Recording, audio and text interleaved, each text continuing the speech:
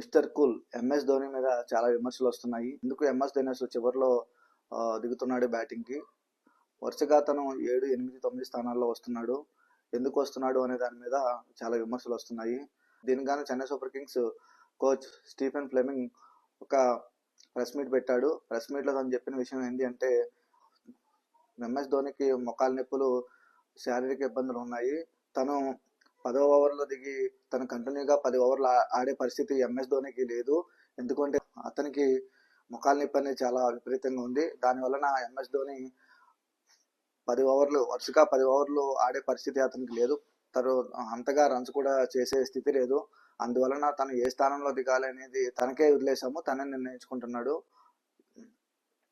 తను ఆ మ్యాచ్ యొక్క పరిస్థితిని బట్టి తను 5th ప్లేస్లో దిగాల, 6th ప్లేస్లో దిగాల అనేది కంప్లీట్గా ధోనినే ఆలోచించుకుని దిగుతాడు. రీసెంట్గా జరిగిన మ్యాచ్లో కూడా తను 11 బంతులకి 16 రన్స్ మాత్రమే చేయగలిగాడు. తన పరిస్థితి ఇంతకు ముందులా లేదని, కానీ ధోని యొక్క గైడెన్స్, అలాగే ధోని చేసే కీపింగ్ కానీ అది మాకు ఎప్పటికీ తను సహకారంగా ఉండాలని, అందుకు తను మేము వదులుకోలేమని ఈ స్టీఫెన్ ఫ్లెమింగ్ న్యూస్లో చెప్పాడు.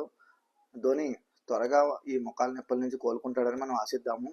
నిజంగా ధోని చెన్నై టీం అనే కాదు, ధోని అనే ఒక వ్యక్తి ఏ టీంలో ఉన్నా సరే తను ఇచ్చే గైడెన్స్కి, ఆ టీం పరిస్థితులు ఎలాగున్నా ఆ టీంని ముందుకు తీసుకెళ్లి గెలిపించగలిగే సత్తా ధోనికి ఉంది. కాబట్టి ధోనిని వదులుకోవాలని ఎవరు అనుకుంటారు? ఎవరు అనుకోలేరు.